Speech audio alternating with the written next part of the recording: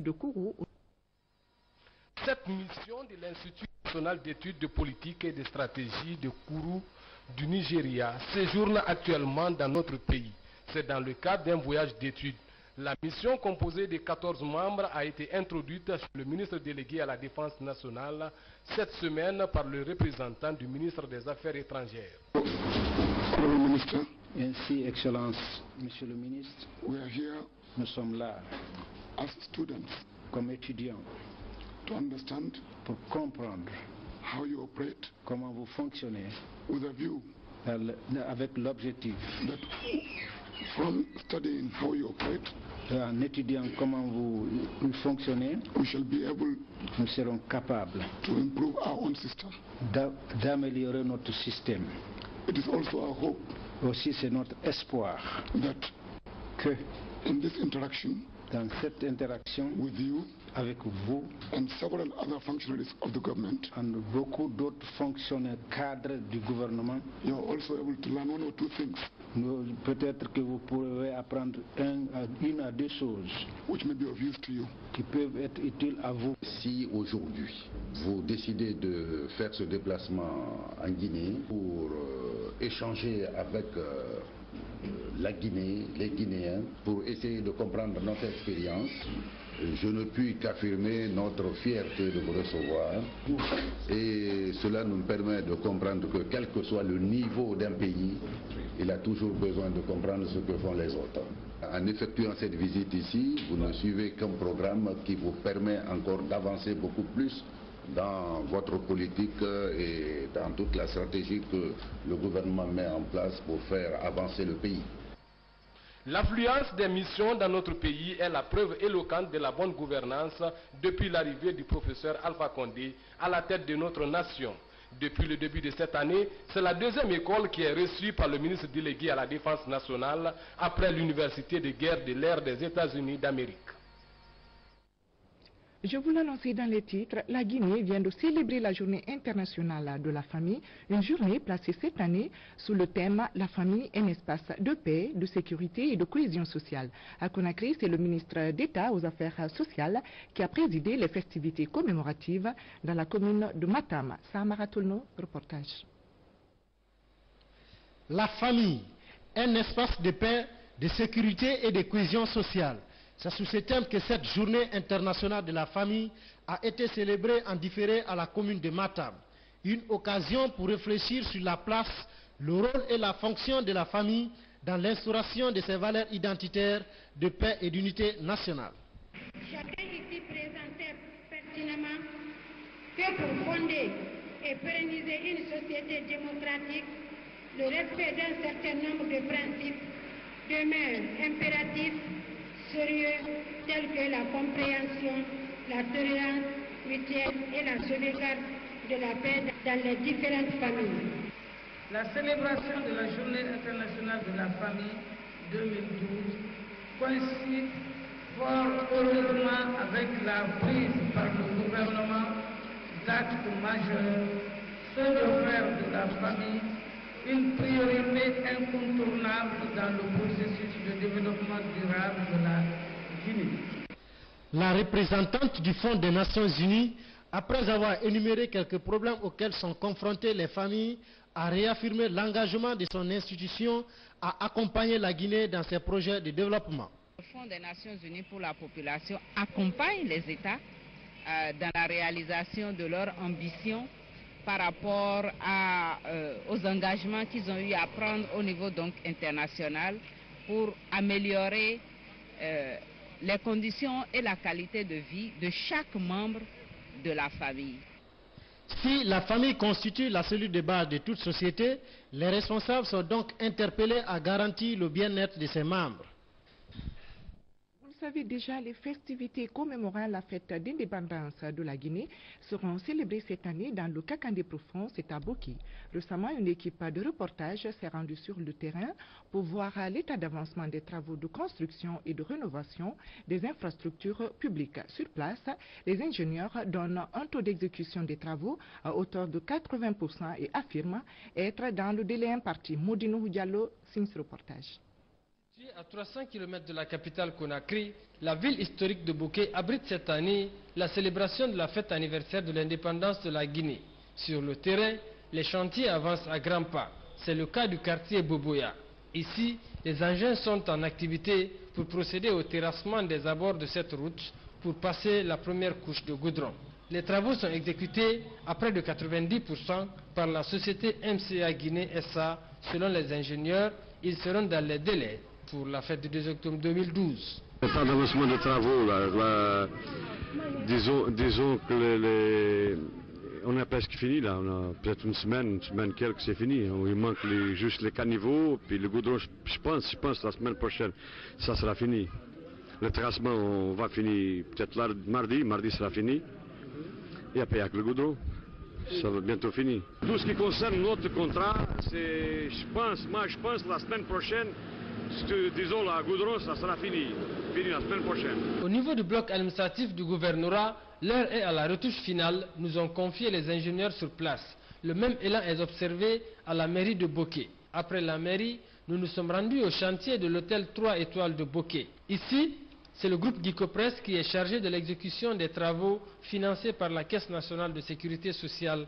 Selon les ouvriers, les travaux sont exécutés de jour comme de nuit.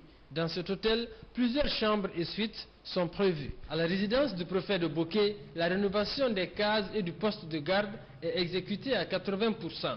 À quelques mètres de là, l'hôtel 2 octobre de Boké est en construction. Il est composé de 20 chambres et 5 suites. C'est là que plusieurs hôtes de marque seront logés. Pour accélérer le chantier, la société Kaba Entreprise UMS a aussi installé des projecteurs pour permettre aux ouvriers de travailler de jour comme de nuit. La seule difficulté de ce chantier est le transport de l'eau. En lieu et place de cette station-service et de la maison des jeunes sera réalisée la place publique pour les cérémonies du 2 octobre 2012. À présent, direction l'Abbé où s'est tenue une réunion de sensibilisation et de mobilisation sociale en faveur du 3e recensement général de la population et de l'habitation.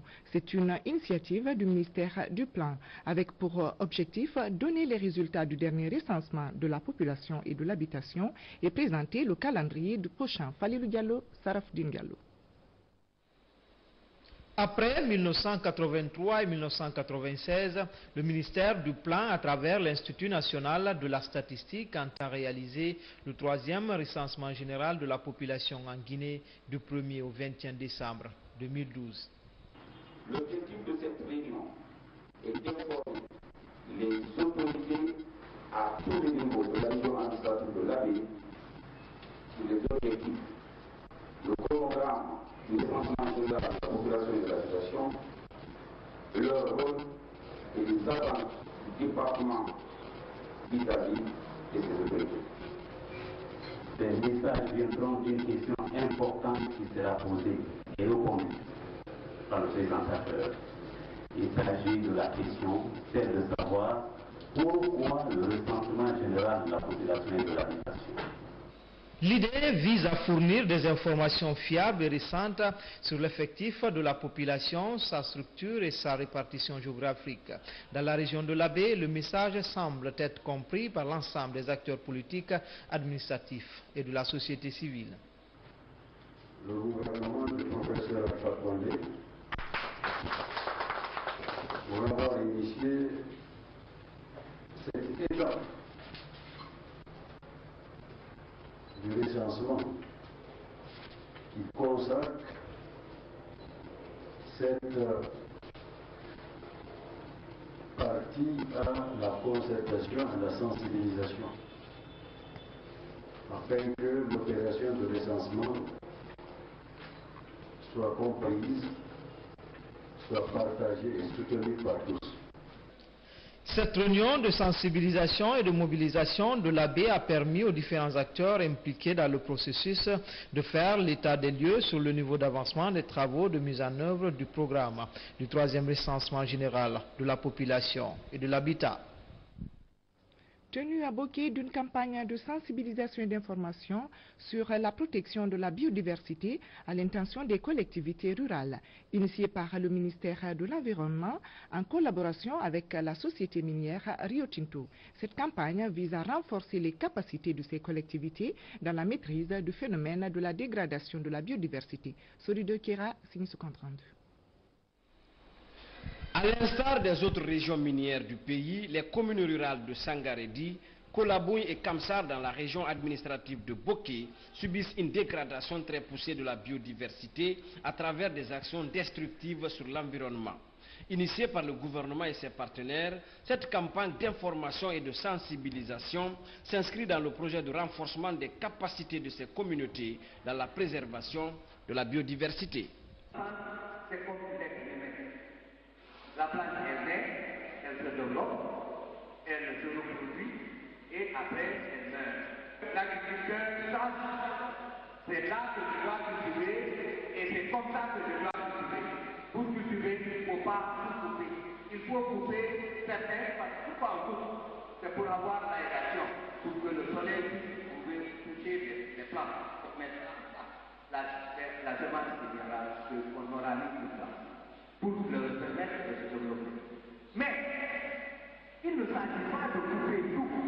Il faut couper la plante, il faut au moins 60 ou 70, il laisse 30.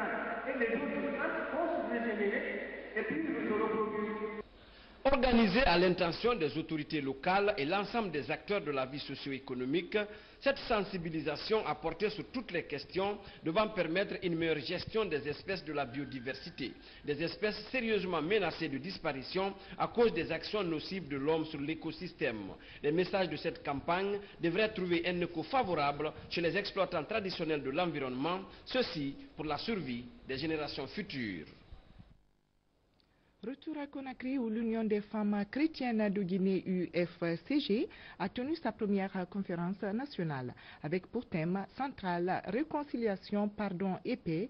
La rencontre a regroupé les femmes des églises catholiques, anglicanes et évangéliques de Guinée à l'église Alléluia de Bellevue. Reportage Francis Collier. La réconciliation nationale, une préoccupation de l'heure. L'Union des femmes chrétiennes de Guinée UFCG entre dans la danse. Elle regroupe pendant 3 jours les femmes des églises catholiques, anglicanes et évangéliques autour du thème réconciliation, pardon et paix. Une conférence à laquelle étaient présents le président du Conseil chrétien de Guinée et la coordinatrice des femmes de foi. Les femmes chrétiennes et les femmes musulmanes ont toujours marché la main dans la main depuis de très longues années. Et nous nous réjouissons aujourd'hui de voir que nous sommes en train de persévérer en cela. Nous sommes en train de renforcer les liens d'amitié, de parenté qui existent entre nous. C'est sur vous que nous comptons, car nous savons que vous êtes des grandes dames. L'Union des femmes chrétiennes de Guinée compte mener des actions d'évangélisation, d'éducation, d'assistance sociale et de réalisation d'infrastructures sanitaires. Nous, femmes chrétiennes, nous avons pour mandat de prier pour notre nation, prier pour nos enfants, prier pour nos autorités, prier en toutes circonstances. C'est ce que Dieu nous demande.